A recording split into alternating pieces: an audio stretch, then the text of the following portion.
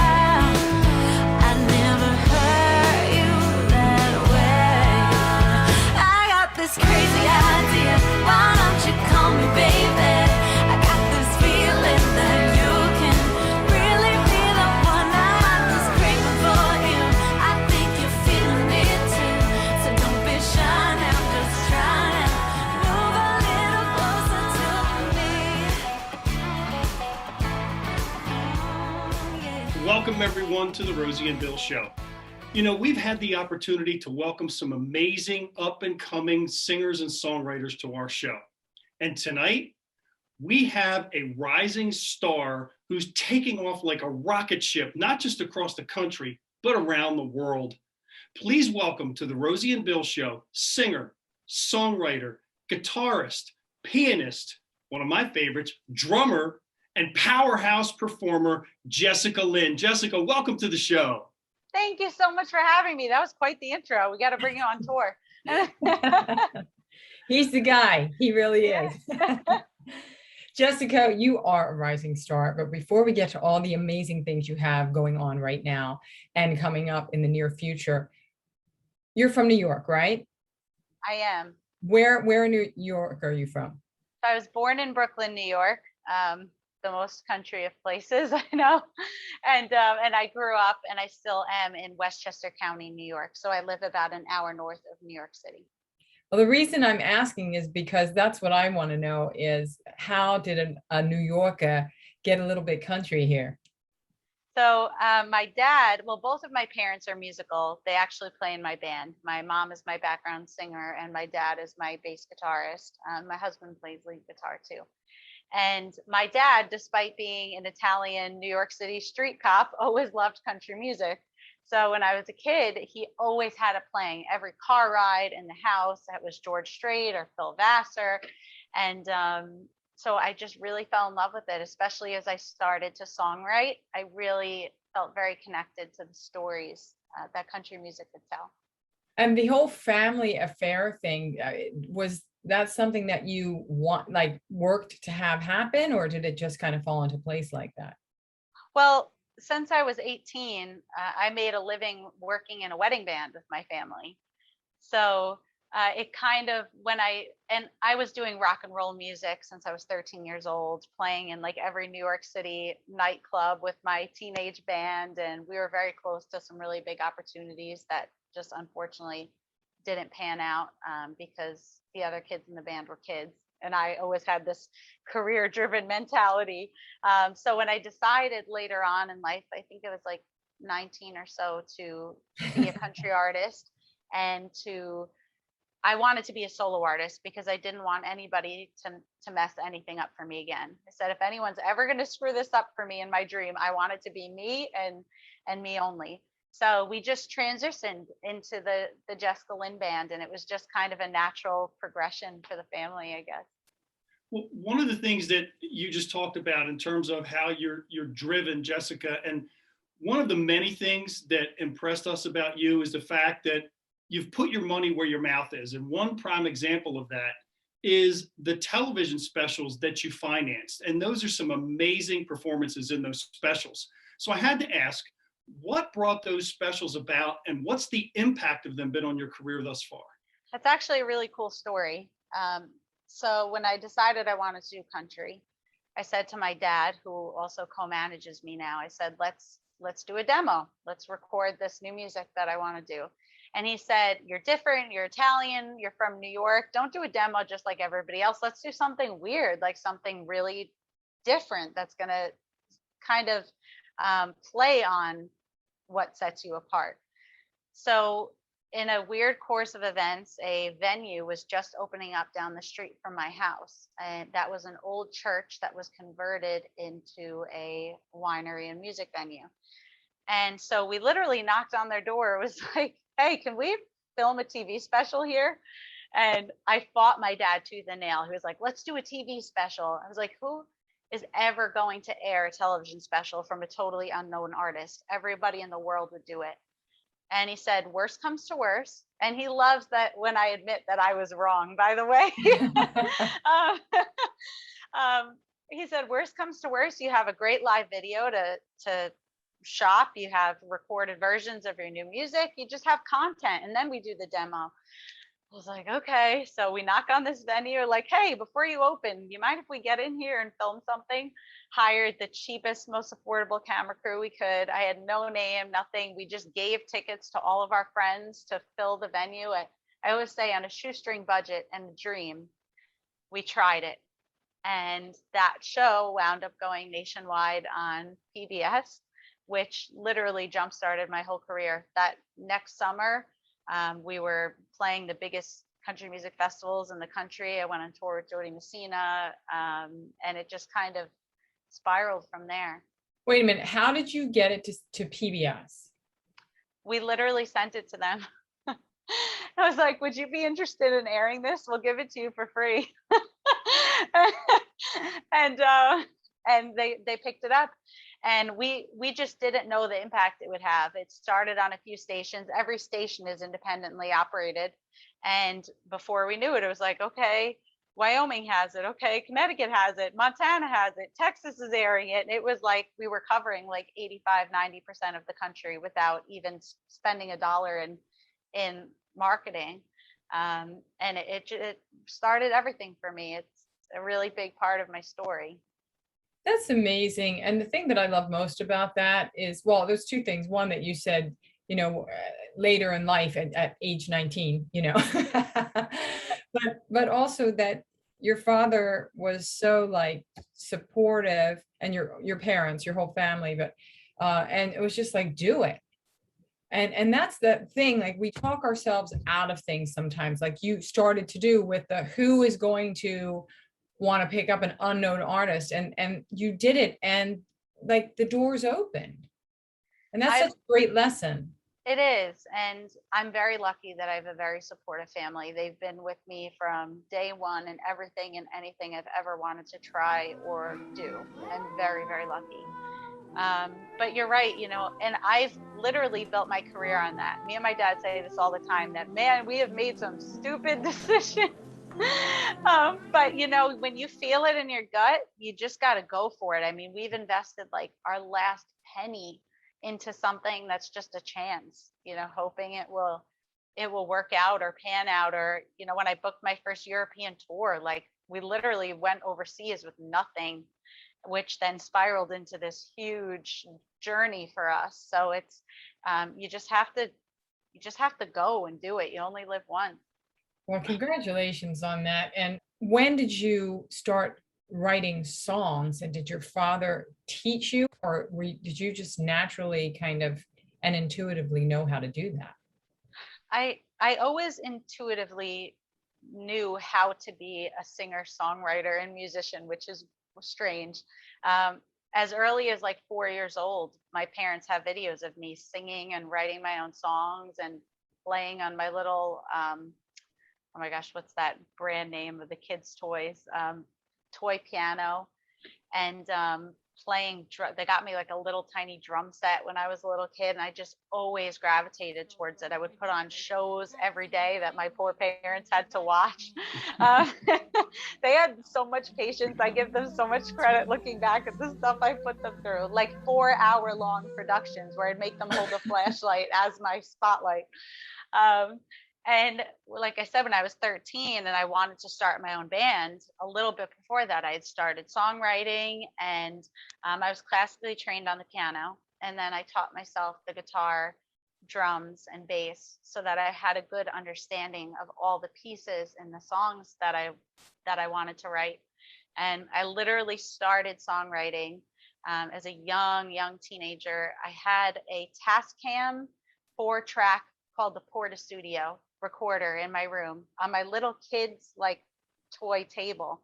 And I would sit there every day after school and make parts and learn how they went together, and melodies and lead guitar parts and how that worked with the rhythm parts. And it was actually very cool for me. A few years ago, I actually got to work with Tascam, and I became the face in their nationwide ads for like the new version of that technology, which for me was such a full circle moment.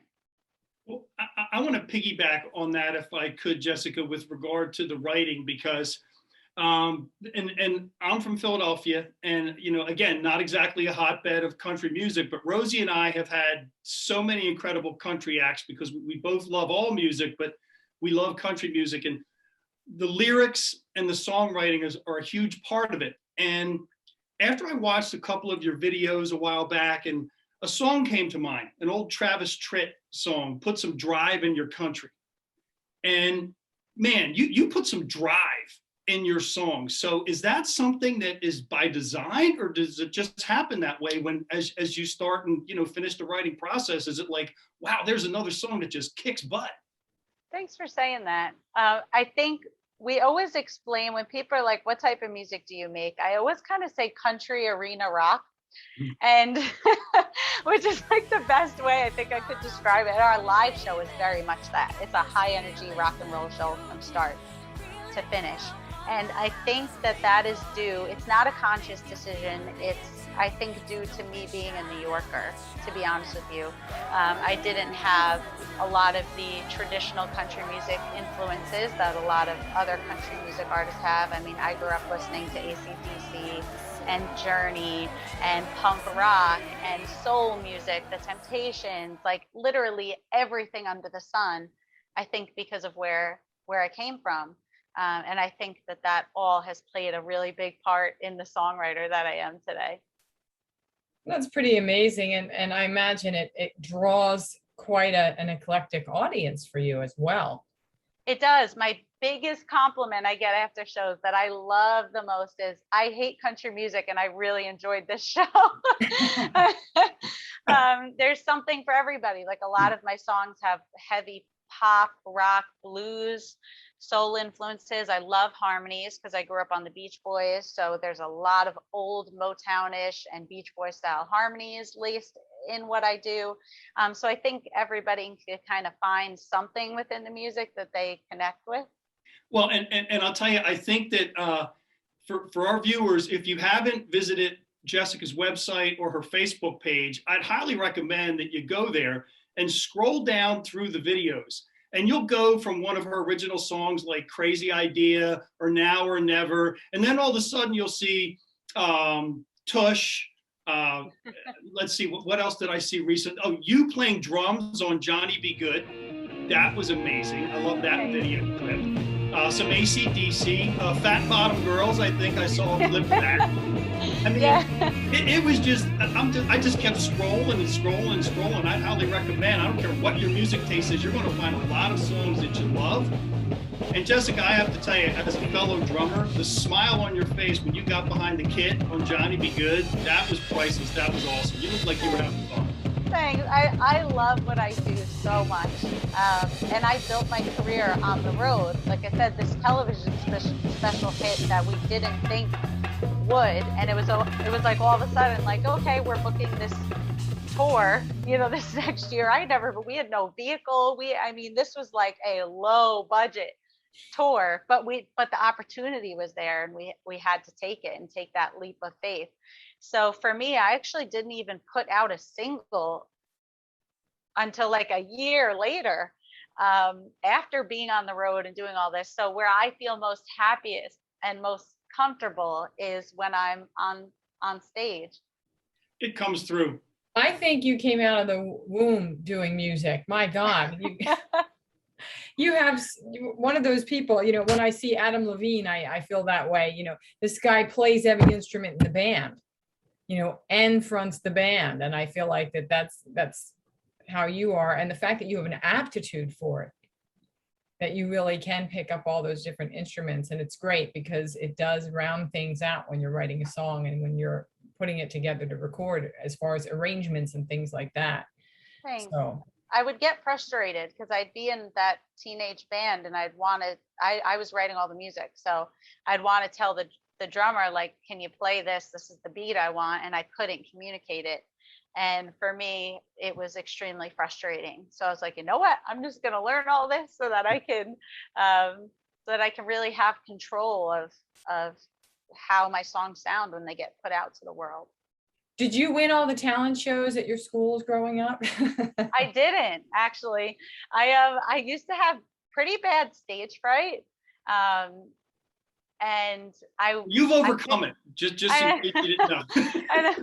Like in the beginning, like when I was in middle school and high school, I did do every talent show. I would find every single place to perform to get over that. But I don't know. I was never into music to be competitive. And I feel that way even today. It was, people are going to like you for what you do, how you sound, your songs, your vibe, your attitude, everything. And people are going to like me for if they connect with that about me. So I feel like it's really, art can never be a competition. That's a great way to look at it, because everyone has something special to offer. They do. They really do. One other thing I wanted us to make sure we get to is some things you did during the pandemic. And, for us with our show, thank God we discovered Zoom and we were able to do things and continue on. And we're doing it to this day because it gives us the opportunity to have people on the show that might not otherwise have the opportunity to commute to lovely Westchester, Pennsylvania, not Westchester, New York, Westchester, Pennsylvania, just outside of Philadelphia. But you did some pretty amazing things with your music during the pandemic and coming out of it. Can you talk to us about that? At the start of the pandemic, we were supposed to be going on a world tour, my biggest tour ever, 14 countries, 100 different cities. We were going to be gone from May to October. And when that didn't happen, I was honestly devastated. As an independent artist, that was a lot of my hard work, blood, sweat, and tears. And I didn't have this team around me that it's like, okay, what do we do? How do we reschedule this? Like, it was me.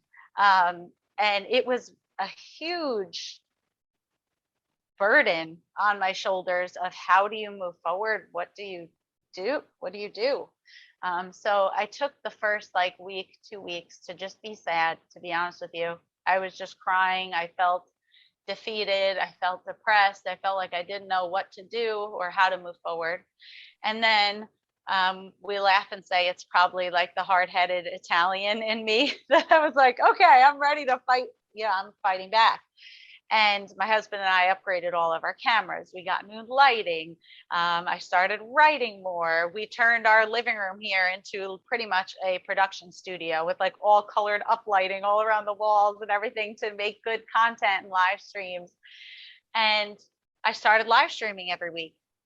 Sometimes I took every opportunity that I could. Sometimes I did 4 live streams a day with all different media outlets or radio stations or you name it, I was doing it. And I was blown away that there were 65 to 100,000 people a week tuning in to watch me play guitar and sit in my living room. And it just kept growing and growing and growing. And I was named a top 40 live streamer of the year by Polestar of 2020, and then a top 25 of 2021. And it was really cool to see all of that hard work pay off. Wow. And that to me is just, again, I had mentioned it earlier, but turning lemons into lemonade, prime example of it. One thing that I'd be curious to know, just kind of maybe looking ahead just a little bit, Jessica, what would you say, or how would you describe success? What will that look like for you ultimately in the music business and in your career? What do you think success will look like? So for me, success And it's changed over the years. When I was naive and just starting, I used to think that success was like having a #1 hit song by, the next year, or this many views on this video or whatever. And you really learn that that's not really a true measure of success, especially if you love what you do. And you also learn as you become more business savvy that you need like $1 million to have a #1 hit record, and that it's unfortunately about a lot more than just talent and having good music these days, which is sad, but that's a whole nother story. But for me, success is getting to wake up every day and do what you love, and to constantly be getting bigger and better. I think it's a success if this single gets more streams than my last single did. I think it's a success if I add one more country to my tour next year. I think it's a success if I grow 5 followers or 500,000 followers in the next month or 2. I think as long as you're growing your business, and something like this, a career in the arts, you can have a very, you can have a successful business without ever reaching Taylor Swift status. And I think that's something that a lot of people forget. And so for me, that's what it is. It's just constantly improving in all areas: songwriting, touring, social media. You can never look at that and say, I didn't succeed if you're doing that. Well, you talked about a single, your next single being better than the one before, getting, more airplay and all of that. What you just released a new single. Talk to us about that. So my song, Not Your Woman Reimagined, was actually born out of the pandemic, which is kind of cool for me. When everything got canceled and I started doing this live streaming, to backtrack, Not Your Woman, I released, it was in my first 2 television specials. And then we also released it as a single in 2016. And it's like a bluesy, sassy country rocker. And to this day, it's one of my favorite songs, and also one of the fans' favorite songs at our live shows. And I started doing these live streams during the pandemic, and I was doing these Facebook streams all the time, these Instagram streams. And I said, after like a few months, I'm like, I got to start changing this up. Like, I need to try something fresh, something different, something exciting, not just for them, but for me too. So I started these piano bar live streams. It was a $5 ticket so that anybody could afford to come during the pandemic, and you would get a private viewing link. I still do it. I just finished one actually.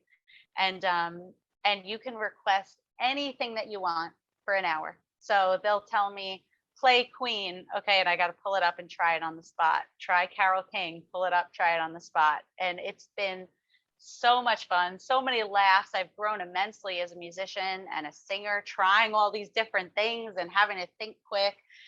And so one day they started requesting my songs in different ways, like try Roadhouse, which is like a rocker, and a minor key and really slow, like it's sad. And I would have to try these things. And a few of them, starting with Not Your Woman, a Scottish fan, actually, his name is Scott. He said, dude, Not Your Woman as a sad power ballad. So I tried it, and as I was singing it, I'm like, there's something really special here. And when I finished, everybody in the stream was like, please release that. Please, you have to release it. So I was like, you know what? Like, let's do it. Why not? It's a cool story. It's for the times, I guess you could say. And so Not Your Woman was the single. And then there's a 4-song EP called Just the Lynn Reimagined that also has a 4-song mini concert music video. And it was all inspired by this past year and a half. Wow.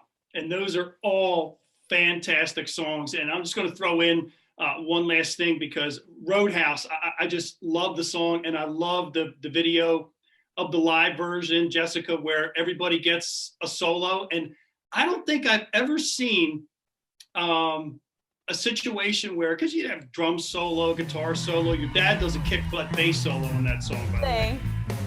But the background vocalist coming out and doing some vocal solos, that was awesome. Thanks. Everybody deserves their time to shine. It's funny. My mom's actually very shy. So she fights me every show. Do I have to do my solo tonight? Like, Mom, yes, you can't be the only one. I said, how rude would that make me that I go around everybody but you?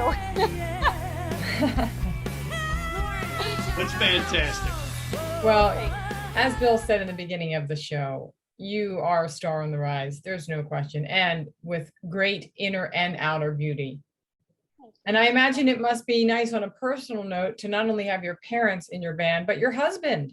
How did that happen? Did you meet him playing in a band? No, so we met in college. We were both studying math, and he was on a full baseball scholarship and was on track to play professionally. He's a catcher. And I knew nothing about sports, by the way. I was totally embarrassing when I would go to his games to cheer him on. But he didn't even play anything when we met. And he started coming to see my wedding band gigs as friends, just would come to the local clubs or whatever, and fell in love with playing guitar. And he started learning. And it's a very cool story, actually, that we had a guitarist in the Jessica Lynn band that wound up moving to Nashville. So we were trying to fill this slot of the lead guitarist. And Steve, my husband, he wasn't ready. He was just a beginner playing like basic guitar. Now he's incredible, and he's accomplished incredible things. I can't even tell you how proud I am of him, and he's an inspiration to anyone that really wants to put their mind to something and accomplish it, because he worked harder than anyone I've ever seen. He really wanted to play guitar, and we kept having all these guys come and audition. Some were weird, some, were really good, but they had a bad attitude. So, you get like the whole like circus.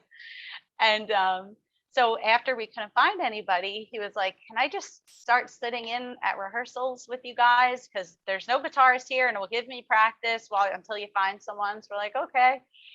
So he, after one rehearsal, my other guitarist actually said, he's like, he really doesn't sound that bad. And so long story short, his first gig ever, like first time on stage ever, was opening up for Brad Paisley at one of the biggest music festivals in the entire country. And he was still a real beginner, and he trained so hard, like an athlete, like he used that athlete mentality, and could play our hour-and-a-half show like nobody's business, but could barely play anything else. And nobody ever knew that. We just talk about it now in interviews because it's just such a cool story, and I hope it will inspire someone else to go after your dreams. And since then, I mean, he does all these gear partnerships. He curates tones for Line 6, which is one of the biggest guitar companies in the world. He's become a monster of a player, and I think his story is just incredible. That is incredible, and it is very inspiring. And like you said, it shows what you can do if you really put your hands to the plow. Yeah, you can.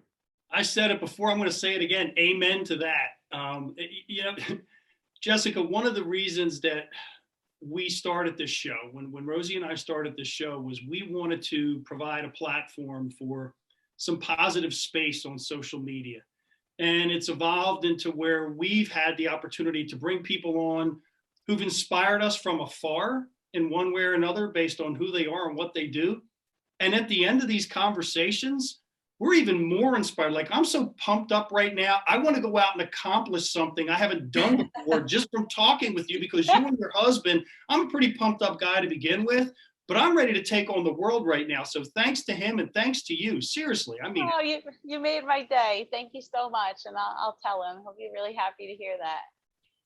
Well, we're really excited that you were able to make time and sit and chat with us. And we're looking forward to you've just released another, besides your single, the 4-song EP. Yeah, so there are 4 tracks on it, and it's Pretty, Not Your Woman, Run To, and Now or Never, which are some of my most popular songs over the last 5 years, and totally new versions. And I'm really proud of it and really excited. And for me, that was a challenge too, because it's the first time on a release I ever was the only player. And I think I really got the confidence to do that, being in these streams and being so exposed with people every week. And I grew in a lot of ways that I never thought I really could this last year and a half. And I am grateful for that. Despite all the terrible stuff going on in the world, you have to look at that bright little spot in each and every opportunity and day. And I was able to find a lot of those throughout this time.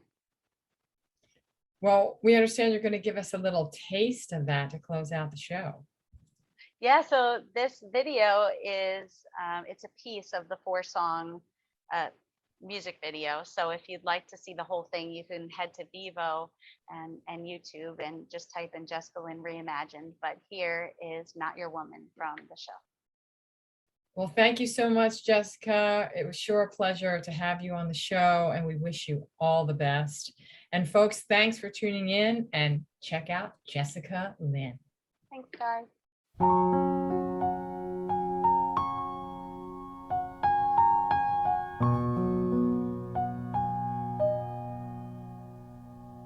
Today I found out that he had someone to hide. I knew that all my fears that kept me up at night were true.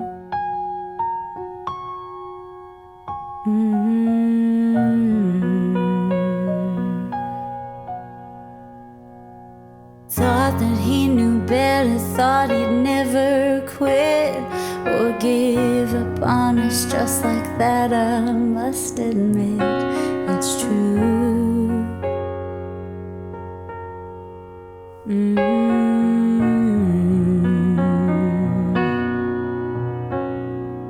You ain't got nothing if you don't got me. So good luck, baby, you are gonna see that I was the best you'd ever meet. So take a good look as you watch me leave. I'm not your woman anymore. I'm not someone you run around on. Think I'm walking through my door. I'm not angry, not even sad. I'm just glad I know by now that you want nothing more than bad. I'm through, I'm done, ain't no more I could say. It's too late now and I'm way too strong to stay.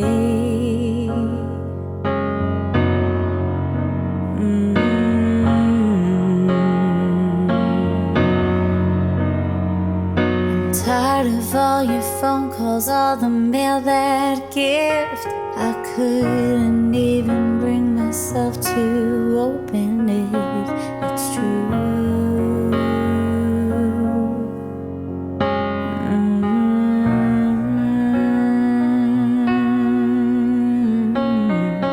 Trying to make up for everything you done. You should have thought of that before you had your fun. It's true.